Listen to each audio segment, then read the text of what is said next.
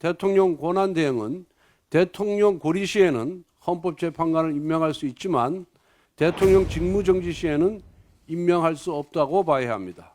과거 황교안 대통령 권한대행도 탄핵안이 헌재에서 최종 인용된 이후에 대법원이 추천한 이선의 헌법재판관을 임명한 전례가 있습니다. 지난 박근혜 대통령 탄핵 정국 당시 민주당은 황교안 권한대행의 헌법재판관 임명권 행사는 민주주의의 훼손이라고 비판한 바가 있습니다.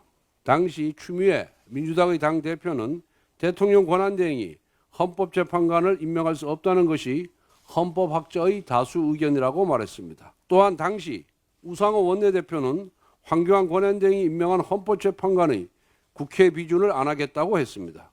또한 당시 박범계 법사위 간사는 권한대행의 헌법기관 구성은 불가능하다고 했습니다.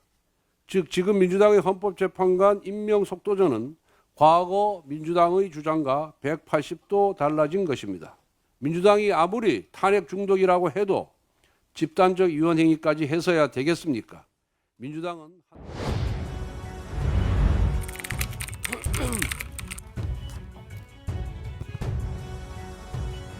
민주당이 헌법재판관 국회 추천목 3인을 올해 안에 임명하겠다고 공언했습니다.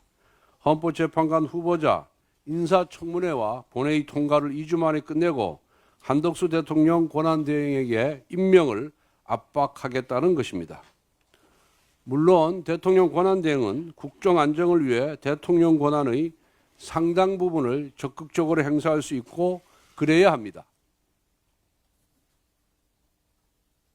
하지만 행정부 소속이 아닌 독립적 헌법기구로서의 헌법재판소 재판관 3명의 임명은 그 권한 행사의 범위를 신중하고 면밀히 살펴야 합니다. 결론부터 말하자면 대통령 권한대행은 대통령 고리 시에는 헌법재판관을 임명할 수 있지만 대통령 직무정지 시에는 임명할 수 없다고 봐야 합니다.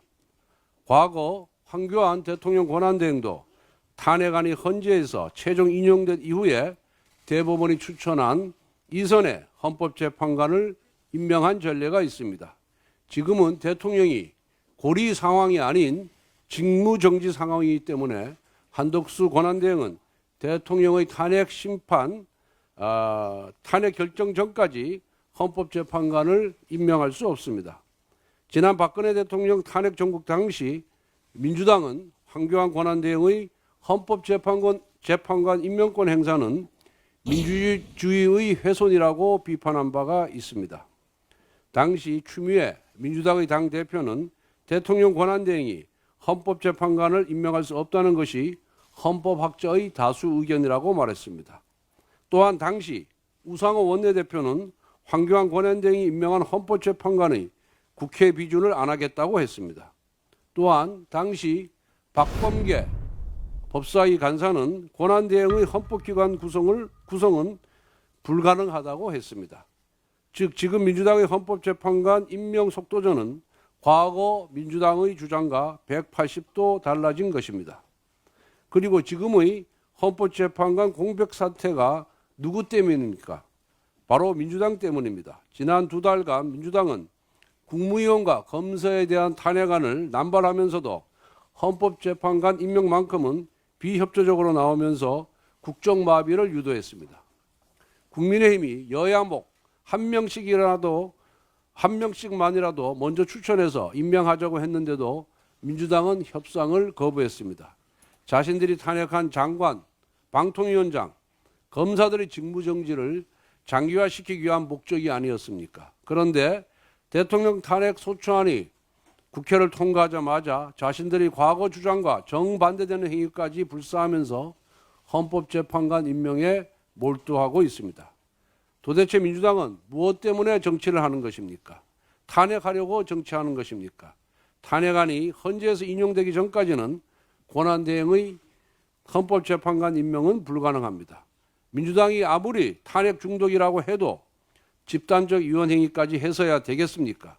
민주당은 한덕수 권한대행에 대한 압박을 즉시 중지하고 자신들의 과거 주장부터 돌아봐야 할 것입니다. 라는 식으로 정략적인 판단을 하고 있는데 법 원칙을 엄격히 지켜야 된다고 생각합니다. 또한 그 기존에 헌법재판관은 국회가 추천하도록 되어 있는데 당연히 여당에서 한 명을 또 야당에서 한 명을 여야 합의로 한 명을 추천하도록 되어 있습니다. 근데 지금 대통령 탄핵이라는 중요한 판결을 앞두고 야당이 일방적으로 2명을 추천해서 임명하는 것은 현 시점에서 매우 공정하지 못하다고 하겠습니다.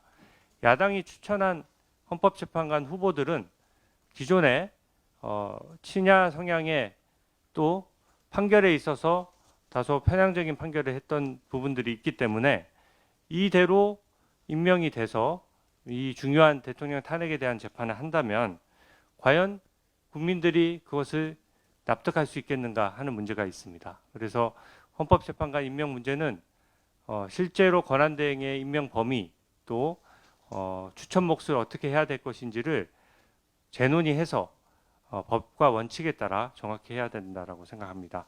마지막으로 사법기능은 여야 균형이 매우 중요합니다. 이재명 대표는 90일 이내에 지금 형사소송 재판의 2심을 선고받아야 함에도 불구하고 이사불명, 이사를 가서 이제 집 주소를 알 수 없다는 뜻이죠. 이사를 갔으면서도 재판부에 그 사실을 제대로 알리지도 않고 전형적인 재판 지연 수법이고 또한 1심에서 또 이런 식으로 소송 서류를 받지 않으면서 재판을 끌어왔습니다. 근데 헌법재판 같은 경우에 이번 탄핵 재판은 법상으로 따지더라도 180일 이내에 하도록 되어 있습니다. 그렇다고 하면 당연히 사법기능의 원칙상 이재명 대표에 대한 재판이 먼저 선고되는 것이 원칙이고 그렇게 진행돼야만 여야 균형이 맞다라고 생각합니다. 네, 이상입니다. 예. 진행되도록 하겠습니다. 관련해서 국민의힘 권성동 원내대표가 조금 전 이상한 이야기를 했습니다. 권한대행은 거리 시 임명할 수 있지만 직무 정지 시에는 할 수 없다고 주장했는데 터무니없는 주장입니다. 헌법 제111조에 따르면 대통령은 재판관 중 3인은 국회에서 선출하는 자를 3인은 대법원장이 지명하는 자를 임명한다고 되어 있습니다. 지금 공석 3인은 국회의 추천 몫입니다. 따라서 국회에서 3인을 추천하면 대통령은 임명 절차만 진행하는 것인데 대통령 직무 정지 시 권한대행이 임명을 못한다는 것은 말장난에 불과합니다.